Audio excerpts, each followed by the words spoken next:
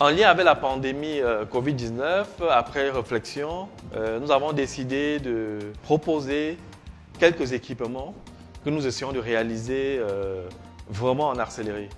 On a pensé à un portique de désinfection parce que la problématique de la désinfection telle qu'elle se pratique avec le lavage de mains, c'est très bien, c'est ce qu'il faut faire. Mais nous avons imaginé que pour des espaces comme les marchés, les espaces publics pour lesquels il y a un flux de personnes importantes, c'est peut-être mieux d'avoir un portique sous lequel passerait tout le monde et qui pulvériserait un désinfectant. Nous avons aussi fabriqué un autoclave parce que nous imaginons bien que dans les milieux hospitaliers, il y aura beaucoup de problèmes de désinfection. On a beaucoup d'équipements qu'on doit malheureusement devoir réutiliser.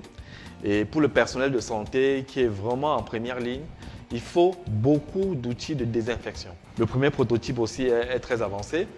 Et puis il y a le respirateur. Déjà, avant même le Covid, pour la couveuse néonatale, nous pensions à avoir une version de couveuse qui puisse gérer les détresses respiratoires qui arrivent souvent chez les nourrissons prématurés. Donc nous travaillons déjà sur le processus de réanimation. Et à l'occasion de cette pandémie, nous pensons qu'il faut accélérer pour très vite avoir un respirateur, étant entendu que de ce qu'on voit, l'oxygénation, la respiration assistée est l'une des clés de la prise en charge des malades Covid-19. Ici, nous avons un prototype de respirateur artificiel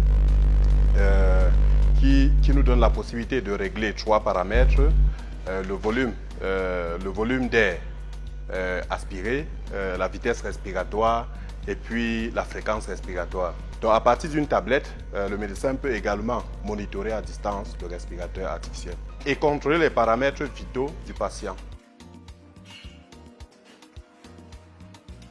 Alors, nous avons décidé de suspendre nos activités usuelles de fabrication de couveuses notamment pour se concentrer sur le Covid seulement le 22, c'est-à-dire ça fait environ 2 semaines. Nous avons travaillé 2 semaines à notre petite équipe de 7 personnes dans un contexte où il fallait se contenter des matériaux disponibles sur le marché. Et je pense qu'avec ce petit laps de temps, on a fait du chemin. Et quand on voit ça, on peut se dire en réalité que si l'Afrique mettait tous les ingénieurs africains d'ici et de la diaspora en mouvement pour nous sortir de l'économie de la brocante et des déchets, certainement nous serions émergents avant 2035. Nous avons un potentiel fou. Il reste aux Africains à faire confiance aux Africains. Il reste au pouvoir public à enclencher des mouvements structurants qui s'appuient sur les compétences africaines.